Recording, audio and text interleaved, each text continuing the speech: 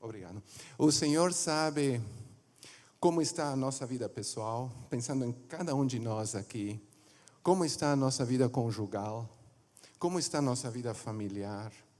Como está o nosso relacionamento com irmãos da igreja?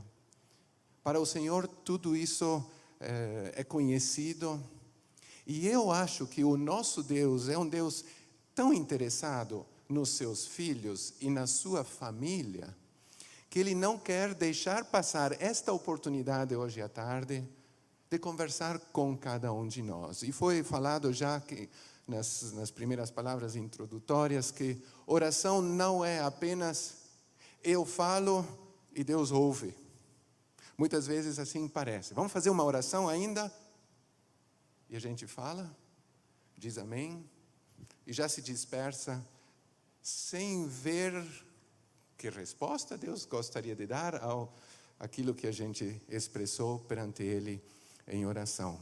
Sou grato aos irmãos pela oportunidade de estar aqui e de ser desafiado a pensar sobre oração, sobre intercessão, sobre uma vida conectada.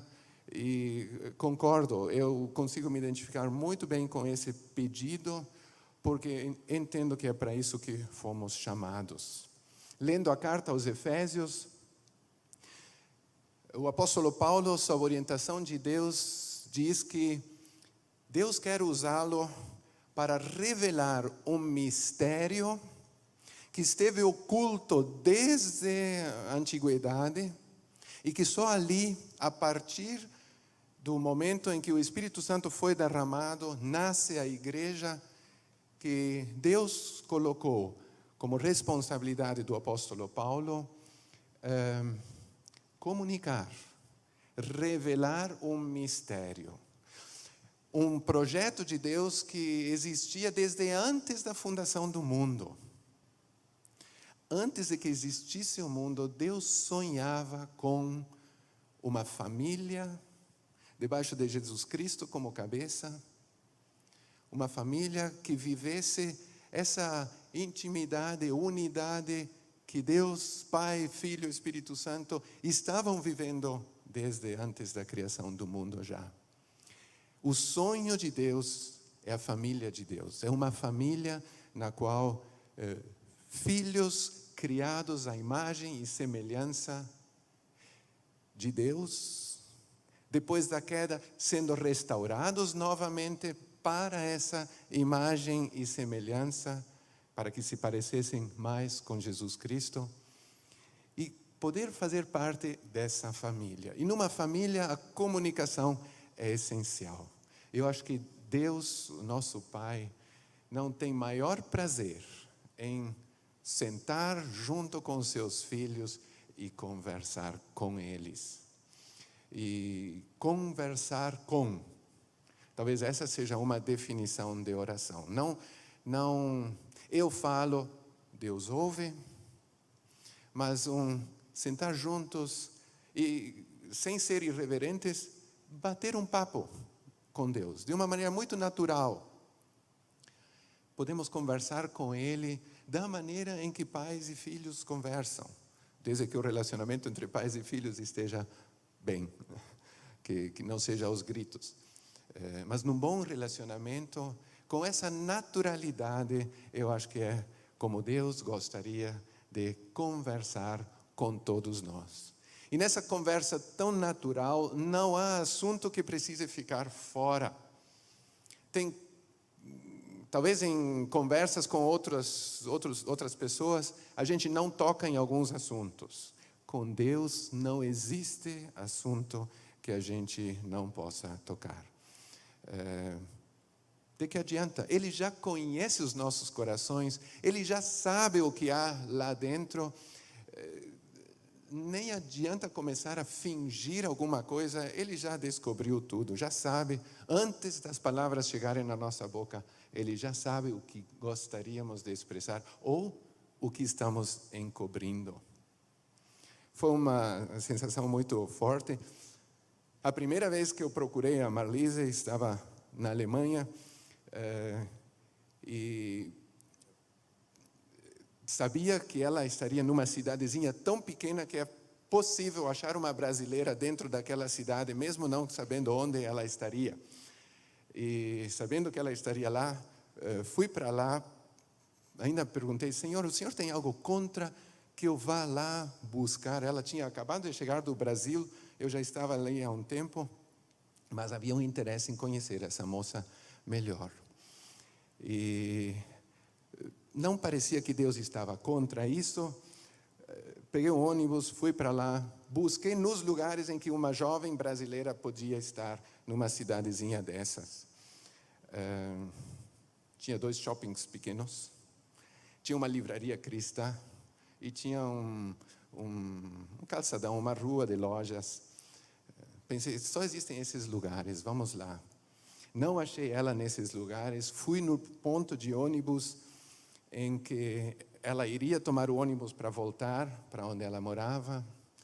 E na minha leitura daquele horário de ônibus, o último ônibus dela já teria saído. Era sábado, 1h30 da tarde, pleno dia. E aí eu fiquei chateado, pensei, Senhor, eu vim aqui para buscar ela, para me encontrar com ela. Agora o ônibus dela já foi embora. Vim em vão. Meia hora de viagem, meia hora de busca, tudo em vão. E aí a primeira palavrinha que veio à minha mente, dai graças por tudo. Eu disse, Senhor, eu não consigo dar graças por isso. Eu não estou agradecido porque tudo isso fracassou. Não adianta fingir alguma coisa perante o Senhor já sabe com que estado de ânimo eu estou. Eu não consigo agradecer com sinceridade, então nem vou dizer obrigado. Dai graças por tudo. Senhor, eu não consigo. Dá graças por tudo. E foi ali uma tensão, uma luta com Deus. Senhor, o Senhor espera isso? O Senhor vai ter que ajudar, porque senão não vai dar. E depois de alguns minutos, até foi possível, com a ajuda de Deus, e pensando que em todas as circunstâncias Deus age para o nosso bem, confiando nisso, até foi possível dar graças. Então, uma pequena ilustração de não adianta fingir nada perante Deus. Perante pessoas a gente até pode tentar impressionar, dar uma ideia do que somos, mesmo não sendo isso, mas perante Deus não. Então podemos ser sinceros com isso. Talvez depois, em algum momento, eu compartilhe ainda que a história não acabou ali, não, foi apenas o início. Hoje estamos casados há 25 anos, esse é o ano das nossas bodas de prata, e Deus fez alguns milagres aí muito preciosos, que em seu momento poderei compartilhar ainda. Mas isso foi apenas para dizer o que é oração. É uma conversação natural, sincera, franca, aberta com nosso Deus sobre o que for.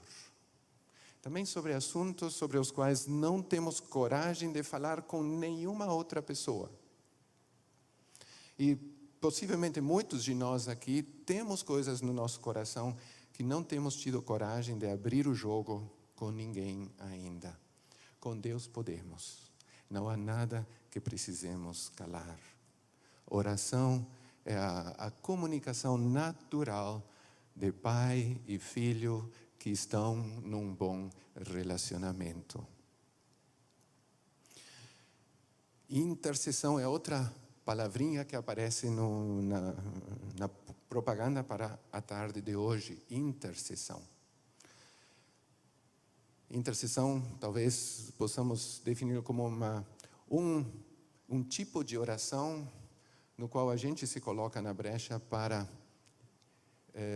fazer de mediador entre Deus e alguma necessidade específica de outros. Não que nós sejamos os mediadores. Todos sabemos que existe um só mediador entre Deus e os homens, Jesus Cristo, nosso Senhor. E ninguém vai poder ocupar o lugar dele. E não queremos ser presunçosos e dizer nós somos mediadores. Não. Mas já no Antigo Testamento, Deus colocou um grupo de pessoas com uma responsabilidade de ajudar outros a se relacionarem com Deus. Os sacerdotes no Antigo Testamento. A responsabilidade deles era ser mediadores, ser intercessores. Quando uma pessoa vinha ao tabernáculo ou depois ao templo, com um peso no coração, talvez com um animal para sacrificar, para pedir perdão, seja o que for.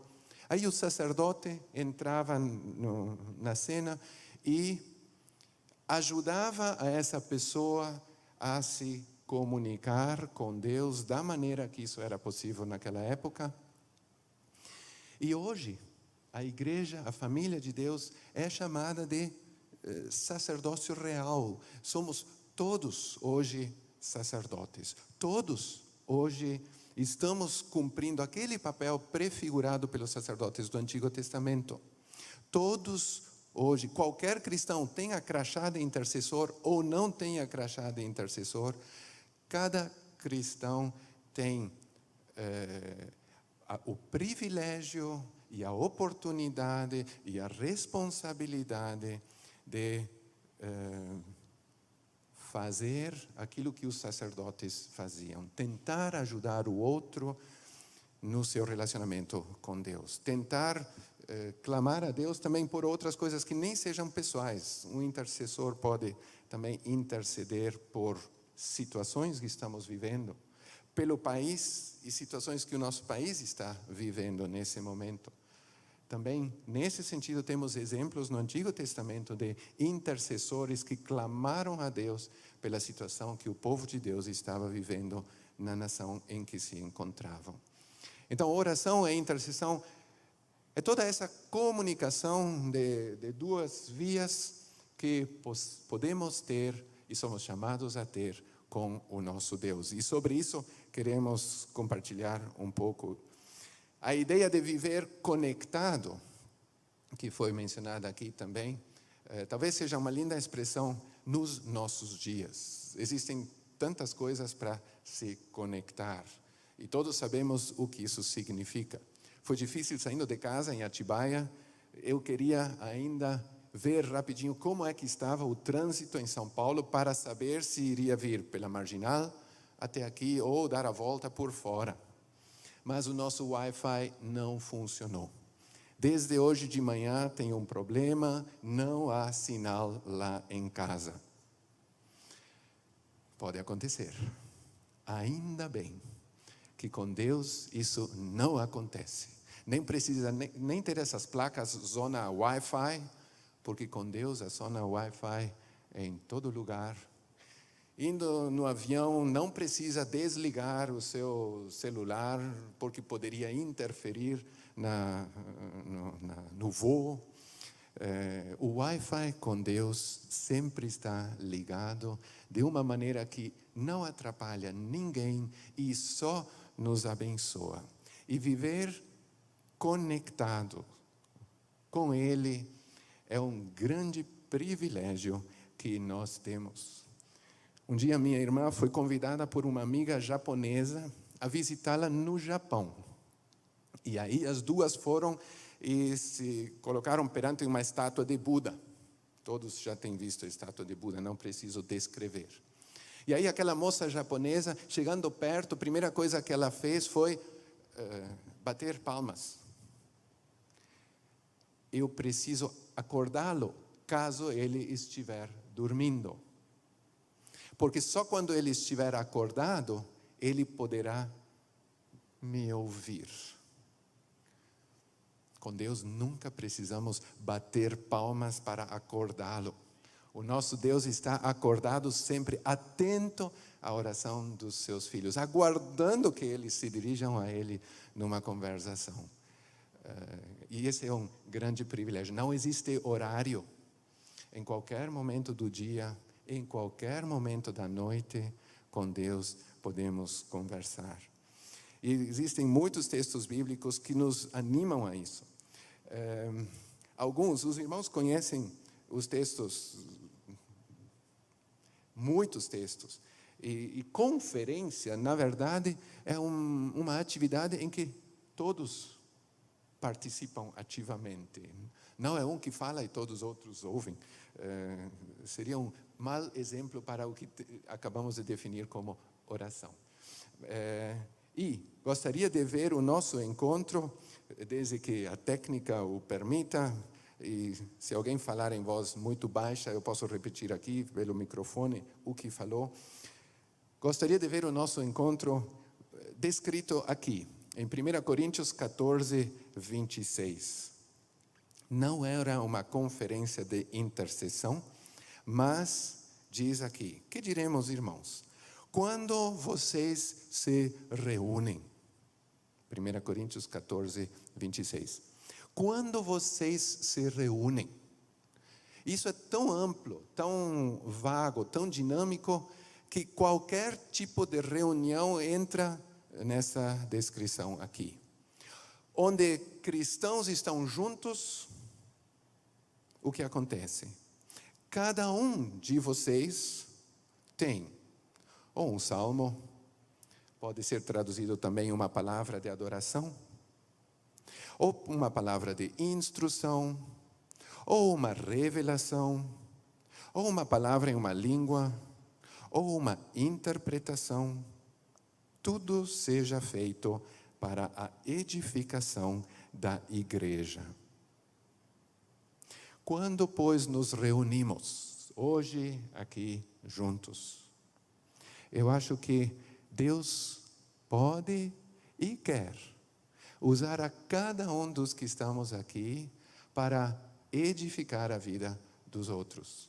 Não depende só de quem está aqui na frente, todos nós podemos contribuir com coisas preciosas que o Senhor colocar no coração para que sejam transmitidas para outros.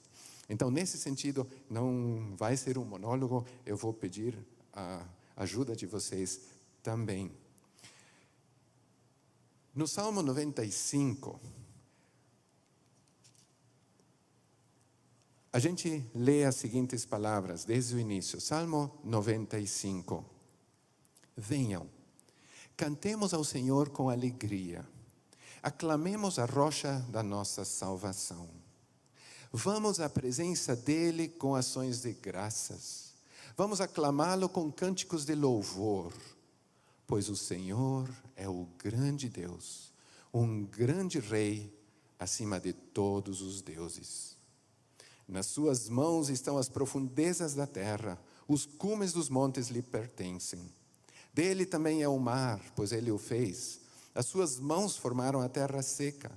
Venham, adoremos prostrados e ajoelhemos diante do Senhor, o nosso Criador, pois ele é o nosso Deus e nós somos o povo do seu pastoreio, o rebanho que ele conduz. Até aqui. Talvez isso descreva um momento de oração. Descreve a atitude de quem entra na presença de Deus. Entra na presença de Deus. Isso é linguagem eclesiástica. Nós sempre estamos na presença de Deus. Nós não precisamos entrar. A menos que o nosso Wi-Fi tenha sido desconectado do nosso lado e precisemos reconectar. Isso pode acontecer. Mas a princípio, quando estamos na presença do Senhor, tudo isso pode fazer parte da nossa oração. Aclamar Ele como o que Ele é. Cantar a Ele com alegria. Também isso faz parte da oração. Aclamá-lo com cânticos de louvor. Pensando que o Senhor é um Deus grande, Criador dos céus e da terra, soberano, Senhor, acima de todos os deuses, se acreditamos que existem, acima de todas as pessoas importantes. Vamos aclamá-lo com cânticos de louvor. Nas mãos dele está tudo. Por isso, versículo 6. Adoremos prostrados e ajoelhemo-nos diante do Senhor, uma atitude de humildade, de submissão, de entrega, uma atitude que Deus quer ver em nós e quer honrar.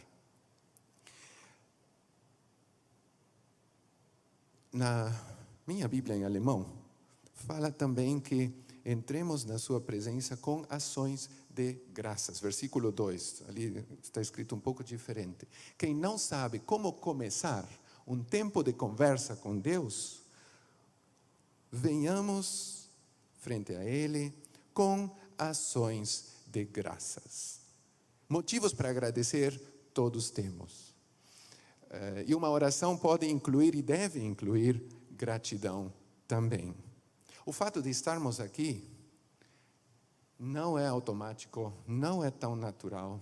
Poderíamos estar envolvidos em um acidente de trânsito, poderíamos estar hospitalizados, poderíamos estar fazendo algum tratamento por causa de um problema de saúde, poderíamos estar longe no enterro de um parente próximo, poderíamos estar em outros compromissos. O fato de poder estar aqui hoje à tarde é um motivo de gratidão. Estamos com saúde, estamos com roupa, estamos com tantas coisas que nem precisamos. Uma vez, a nossa filha teria uns 6 anos, talvez, querendo começar uma refeição, agradecendo a Deus por isso, ela também participou ativamente da conversa, da oração, e ela disse: obrigado, Senhor, pela faca, obrigado, Senhor, pelo garfo, obrigado, Senhor, pela colher. E quem fez mestrado em teologia não acha isso muito apropriado. Deus não se preocupa com essas coisinhas. Mas aí logo já o Senhor precisou corrigir essa soberba teológica. É muito natural agradecer por isso. Por que não? Quantas pessoas no mundo, talvez a maioria das pessoas no nosso planeta, não tenha faca, garfo e colher para comer. E alguns talvez por motivos culturais, porque lá se come diretamente com a mão, mas outros porque simplesmente não tem. Alguém diz: é criancice orar e agradecer por coisinhas assim. Acho que não. Podemos ser sinceros com Deus e agradecer por tudo. Isso nos deixa mais gratos. Tem outros textos que nos convidam a orar. Os salmos estão cheios, é difícil escolher algum texto. No Salmo 29 diz: tributai ao Senhor a glória devida ao seu nome. Adorai o Senhor na beleza da sua santidade. É uma maneira de convidar para nos dirigir a Deus, para nos comunicar com Deus. E muitos outros textos assim também. O próprio Senhor Jesus, orientando sobre uma vida no reino de Deus, já aqui na terra, o próprio Senhor Jesus, no Sermão da Montanha, numa ocasião, ele vai dizer: peçam, e lhes será dado. Busquem, e encontrarão. Batam a porta, e lhes será aberta. Porque todo aquele que pede, recebe. O que busca, encontra. E aquele que bate, a porta será aberta. Qual de vocês, se seu filho pedir pão, lhe dará uma pedra? Ou se pedir peixe, lhe dará uma cobra? Se vocês, apesar de serem maus, sabem dar boas coisas aos seus filhos, quanto mais o Pai de vocês, que está nos céus, dará coisas boas aos que lhe pedirem. Assim, em tudo, façam aos outros o que vocês querem que eles lhes façam, pois esta é a lei e os profetas. Peçam e receberão. Busquem e encontrarão. Batam e a porta lhes será aberta. Pelo contexto, eu acho que aqui está não falando de pedir ao próximo, pedir ao vizinho, isso não está proibido. Mas aqui a intenção é conversar com Deus sobre esses detalhes. Estávamos concluindo o mestrado na Suíça e era hora de voltar para o Paraguai. O Paraguai tinha convidado, um seminário no Paraguai tinha convidado para voltar, para lecionar naquele contexto, e faltavam 2 meses para a viagem de volta. Então, vida de estudante se caracteriza, entre outras coisas, porque nunca sobreabundam os bens materiais. A conta bancária sempre está ali, pertinho do zero, mas não dá para fazer muitas coisas. Assim era a vida daquele estudante que estava ainda terminando o seu mestrado, e a pergunta era: como nós vamos chegar para o Paraguai? A bolsa de estudos tinha sido o Salmo 23:1. Quando eu perguntei: Senhor, é para fazer um mestrado lá na Suíça, naquela instituição? Como eu vou saber isso? Mas eu gostaria de ter a confirmação do Senhor, se é isso que o Senhor quer. Então, orando, pedindo essa confirmação, abrindo a Bíblia, num momento de oração, de conversa com Deus, o plano de leitura indicava o Salmo 23. Eu pensei, fechei a Bíblia logo de novo. O Salmo 23 é tão conhecido. Senhor, eu sei que o Senhor não vai confirmar o estudo lá através do Salmo 23, porque todos sabemos que no Salmo 23 não diz que é para estudar na Suíça. Então, fechei a Bíblia, e aí Deus cutucando: Johannes, você fez uma pergunta. Você nem parou para ver se eu iria responder. Antes de me dar a chance de responder, você já disse: Deus não vai falar.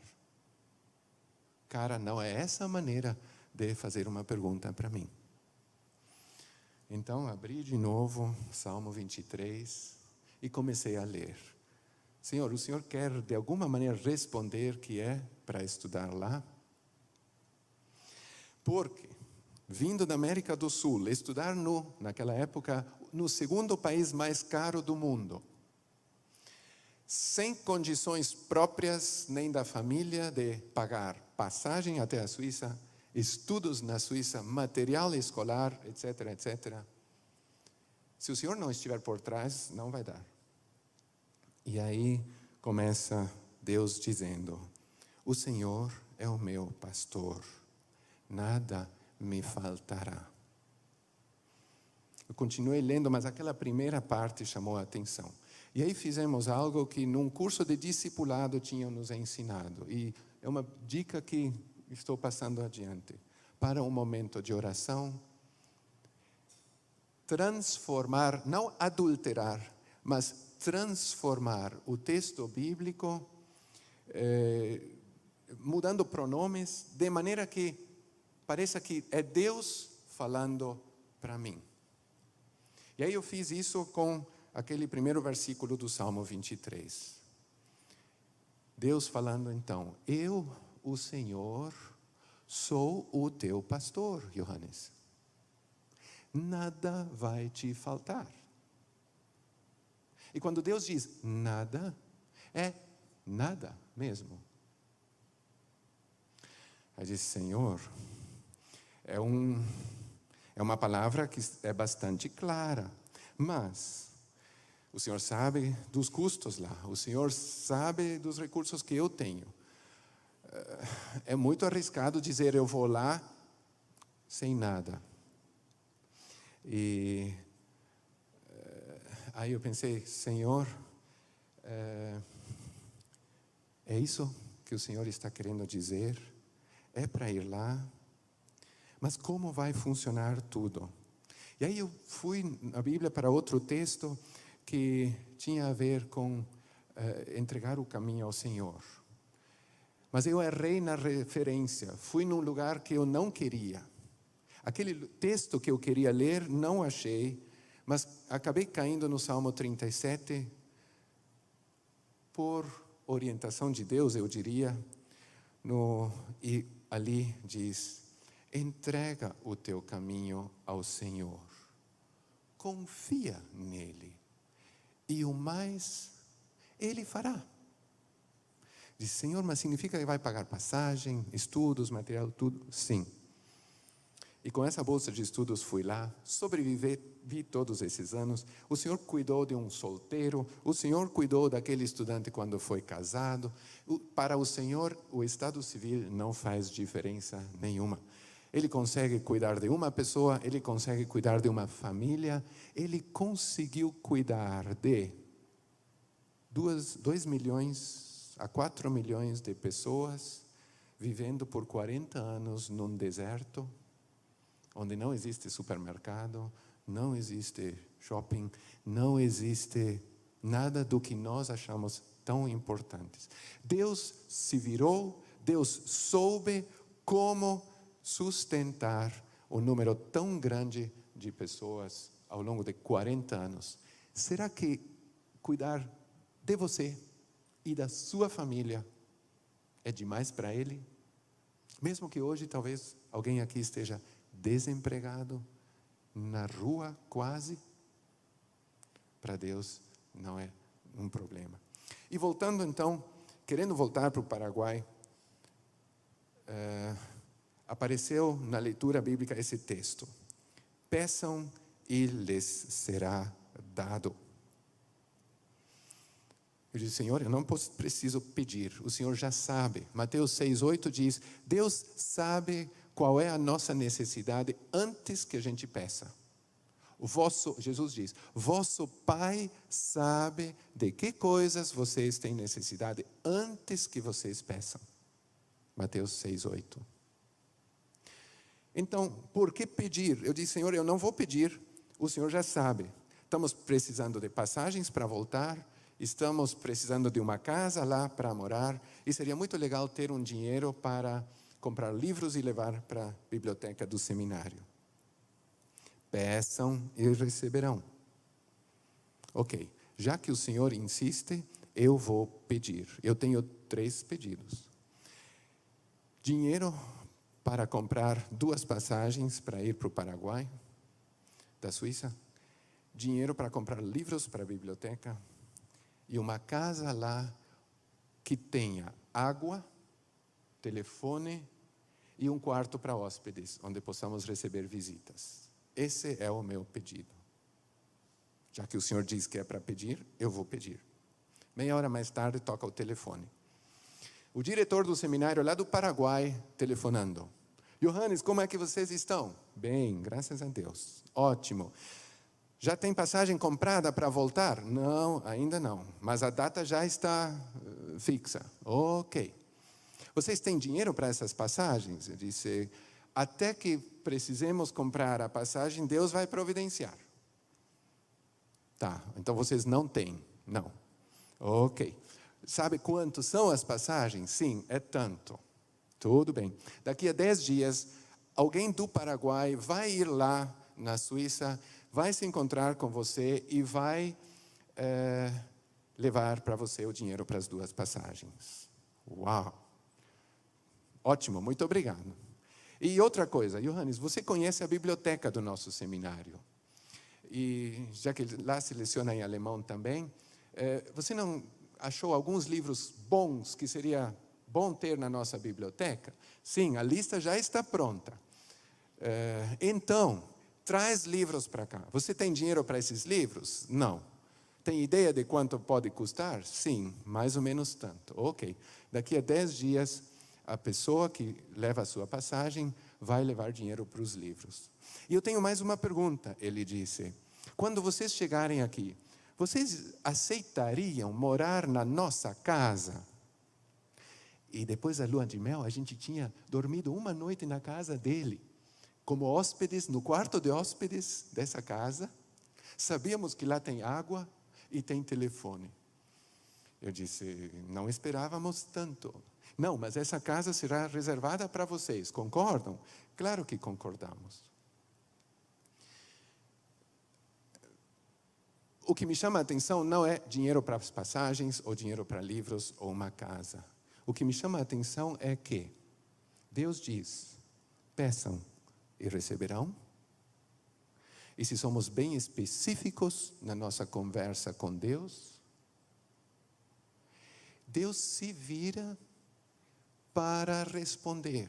E se for necessário colocar num coração de alguém que está do outro lado do mundo, hoje seria via satélite, mas para Deus nem satélite Ele precisa, colocar no coração daquela pessoa, liga para a Suíça, pergunta sobre passagem, manda o dinheiro se for necessário, pergunta sobre livros, pergunta sobre moradia.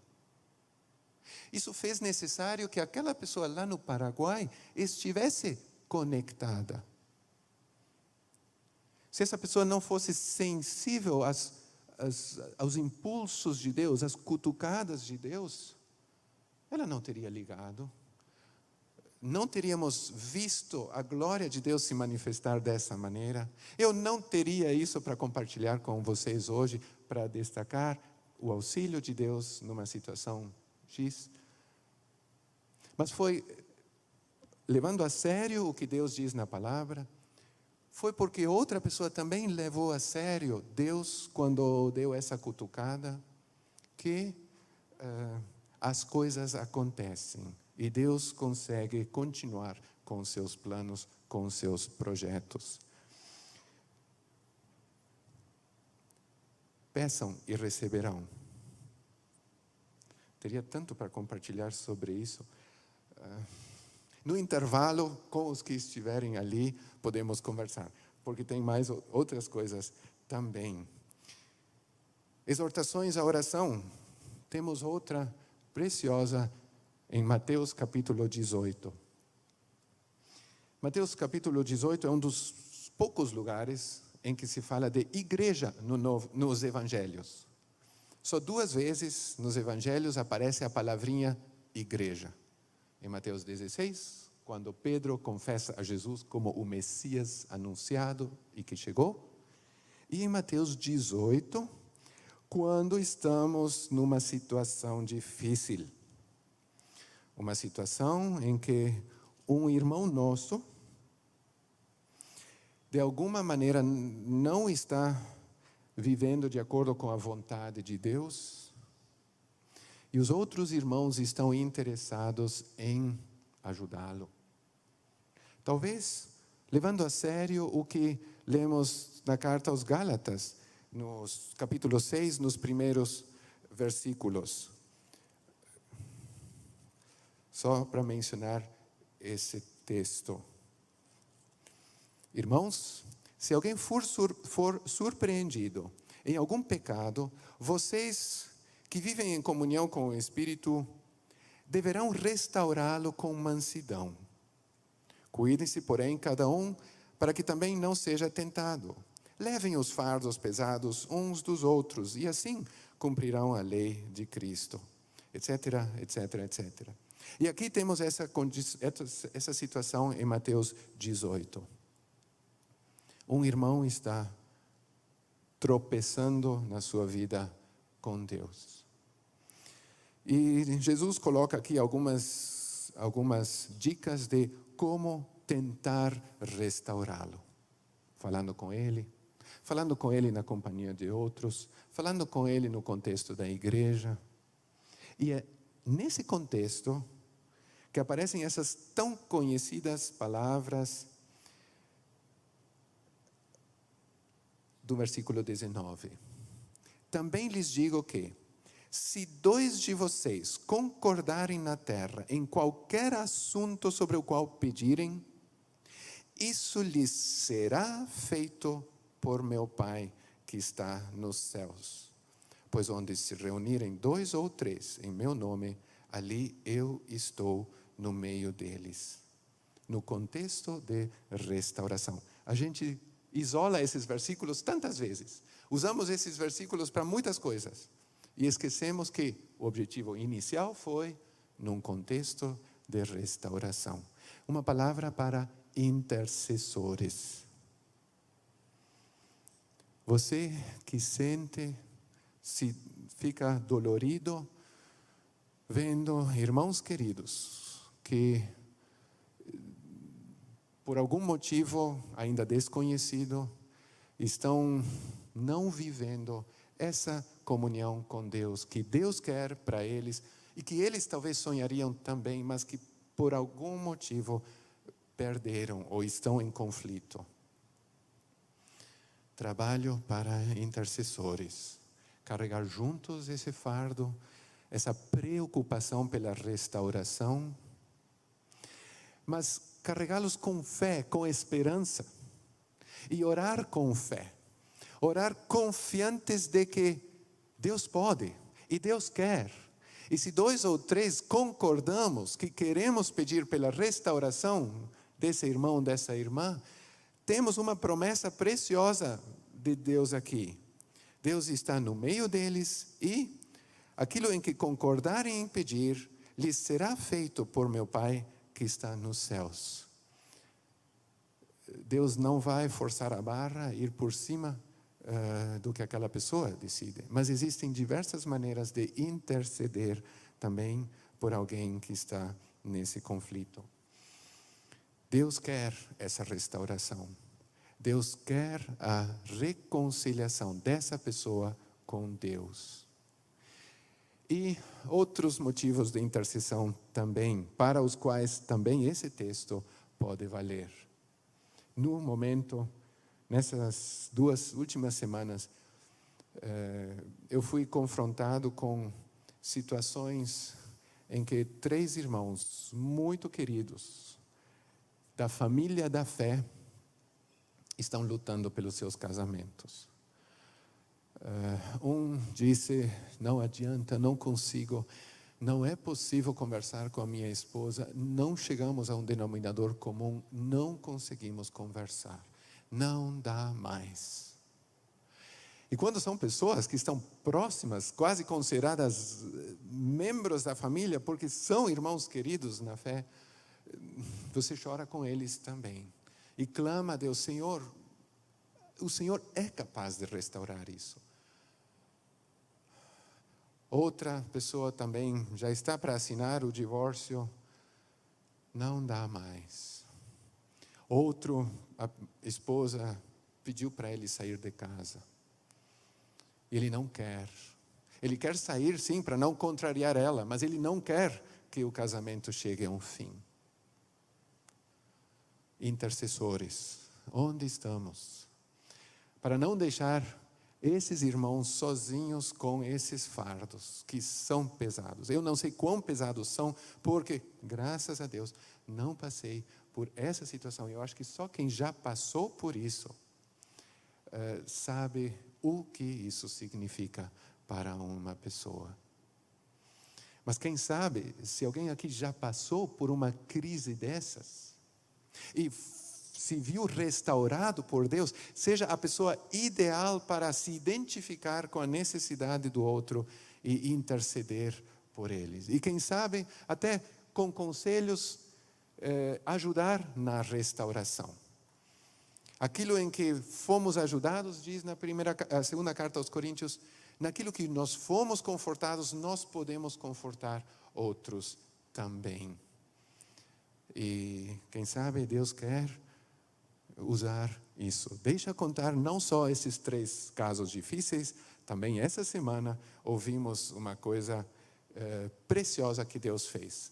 Num casal, ela brasileira, ele norte-americano, morando nos Estados Unidos há alguns anos, pelas circunstâncias da vida, ele decidiu pôr fim ao casamento deles e ir para morar com uma terapeuta que cuidava dele diariamente. E para a esposa, o mundo desabou. Era a melhor amiga dela, tinha um precioso relacionamento, ela e aquela terapeuta.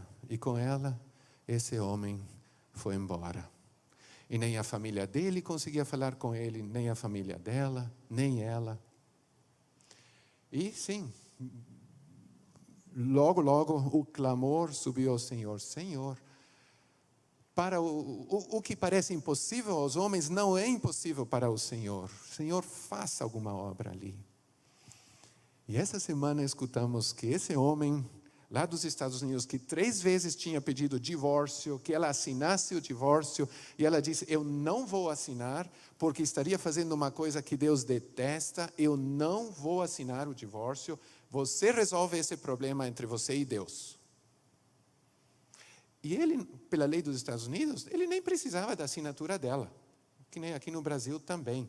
Uma pessoa só pode completar os papéis e não dissolver o casamento, isso não consegue, mas conseguir uma certidão de divórcio. Essa semana, escutamos que aquele homem chamou para sua esposa, ainda esposa, que estava com os pais no Brasil, e pediu para ela voltar, por favor, para casa, para refazer, restaurar esse casamento.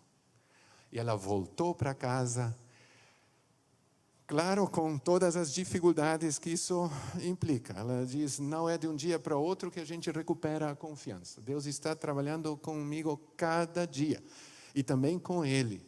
Mas ela já chegou a dizer, o nosso relacionamento hoje é melhor do que ele foi no início do nosso casamento. Então, não queria só deixar palavras desanimadoras, mas também essa esperança. Deus pode, Deus pode. E coisas que nós não podemos, desculpem, Deus pode, sim, Deus pode. Oremos com confiança, porque o nosso Deus é grande. E esse é um exemplo que temos em Daniel capítulo 9.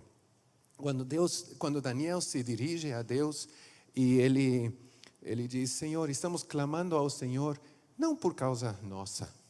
Em nós não há mérito nenhum. Nós não precisamos ouvir, nós não temos direito para reclamar a sua resposta. Mas estamos clamando ao Senhor por causa da sua misericórdia. Por causa de quem o Senhor é. Por causa do que o Senhor quer.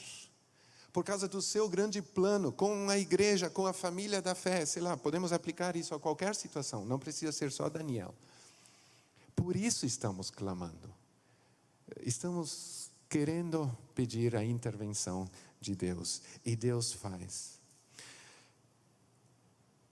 Temos várias outras exortações nas Escrituras, todos conhecemos esse texto de 1 Tessalonicenses 5, orai sem cessar, dar graças em tudo, porque essa é a vontade de Deus, orar sem cessar. Tinha um grupo de pastores reunidos, discutindo o que significaria orar sem cessar. E apareceu a faxineira ali, limpando os gabinetes, o gabinete do pastor, onde estava a reunião, e ela ouviu essa discussão dos teólogos aí, o que será que significa orar sem cessar?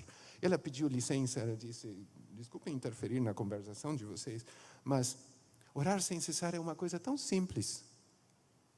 Quando eu estou fazendo a faxina aqui e tirando a sujeira, eu peço, Senhor, mostra que sujeira se colocou no meu coração para que eu possa reconhecer, confessar e experimentar o seu perdão. Quando estou lavando as minhas mãos, eu digo, obrigado, Senhor, porque assim como as minhas mãos que sujaram com o trabalho podem ficar limpas de novo, assim também o meu coração, quando fica sujo, pode ficar limpo de novo. Quando estou na frente do espelho me penteando, eu digo, tentando alinhar os fios de cabelo, eu digo, Senhor, alinha os meus pensamentos com os pensamentos do Senhor, para que os meus pensamentos sejam agradáveis ao Senhor. E ela continuou conversando, o que é orar sem cessar? Conectada sempre, vivendo conectada. Vivendo conectada na hora de cozinhar, vivendo conectado na hora de trabalhar. Cuidado para quem está no trânsito, mas também no trânsito podemos estar orando. Olhos abertos. Em nenhum versículo da Bíblia diz que para orar precisamos nos ajoelhar, juntar as mãos, fechar os olhos. Uma filha de pastor uma vez disse isso, só isso é oração. Eu pensei, graças a Deus que podemos falar naturalmente. E quantos quilômetros a nossa família faz orando? Só para visitar os nossos pais e avós, a gente dá uma voltinha de 6.000 quilômetros até chegar no Rio Grande do Sul, no Uruguai. Estamos ali 90 a 100 horas dentro do carro. O que dá para fazer nesse tempo? Muita coisa. Também orar. Ou passando ao lado de um acidente que aconteceu. Senhor, não conhecemos o motorista, não conhecemos os que faleceram eventualmente. O Senhor os conhece, o Senhor conhece os seus familiares, o Senhor sabe onde estão nesse momento. O Senhor pode colocar junto a eles alguém que os conforta, vindo do Senhor. Senhor, abençoa da maneira que eles precisam nesse momento. Viver conectados, viver em comunhão constante com Deus, viver ligados, atentos, sensíveis, para perceber quando Deus quer conversar conosco ou quando Deus quer colocar no nosso coração um peso por alguma situação ou alguma pessoa em particular para interceder por ela. É tão bom quando ouvimos a Deus, e eu não poderia deixar de dizer que durante a palavra, eu creio que Deus deu uma cutucada em mim. Eu creio que Deus deu uma cutucada em você também, né? E eu não posso deixar de dizer que nós, principalmente aqueles que fazem parte aqui da intercessão, constantemente recebem pedidos de orações de famílias, né, como foi citado pelo pastor, que estão em crise, dificuldade, famílias que estão a um passo de uma separação. E quando o pastor estava falando, eu pensei, esse é o momento para orarmos por essas famílias, esse é o momento para nós clamarmos pela restauração dos ares. Conforme foi lido, onde 2 ou 3 não estiverem presentes, e segundo o pastor Johannes colocou, o contexto está inserido nessa que é a vontade de Deus, que homem e mulher se tornem uma só carne e não se separem mais. Então eu queria convidar você, neste momento, para que nós possamos fazer um clamor diante de Deus, pelas famílias aqui da Igreja Memorial. Quem sabe dentro do seu lar, você tem um irmão, uma irmã, um tio, uma tia, um parente que está vivendo um momento de crise familiar. Nós queremos clamar por essas vidas. Eu queria convidar vocês a se colocarem em pé. E nós vamos orar pela restauração dessas famílias.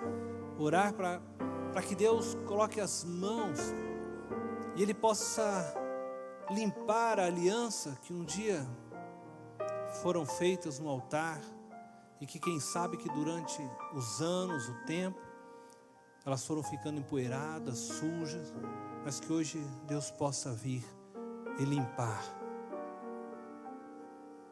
Levante a sua voz. Deus está neste lugar. Levante a sua voz e clame ao Senhor por essas famílias. Pai amado, nós nos unimos como igreja, nos unimos diante da Tua presença, Senhor, e pedimos, estenda as Tuas mãos sobre as famílias de nossa igreja, as famílias, Senhor, que se encontram em crise, famílias que foram destruídas, quebradas, pelas mais diversas razões, mas nós sabemos que o Senhor é Deus, e não há impossível. Nós oramos para que o Senhor possa tocar nos corações destes casais, que o Senhor Deus possa fazer com que haja restauração, com que haja perdão, que a dureza de coração possa ser, Senhor, quebrada, Senhor, nesta tarde, que as palavras confusas possam ser compreendidas, Senhor, para que haja restauração, Senhor. Nós oramos, Deus, para que a Tua vontade prevaleça sobre a vida destes casais, dessas famílias, para que tudo aquilo que foi quebrado seja hoje restaurado, Senhor, para que o amor que foi perdido renasça nos corações, para que essas alianças sejam, Senhor, consertadas, purificadas, santificadas. Deus, nós dizemos também obrigado. Nós dizemos obrigado porque sabemos que ouve nossas orações. Nós dizemos obrigado, Senhor, porque nós sabemos quem Tu és e sabemos que faz infinitamente mais. Obrigado, em nome de Jesus. Amém.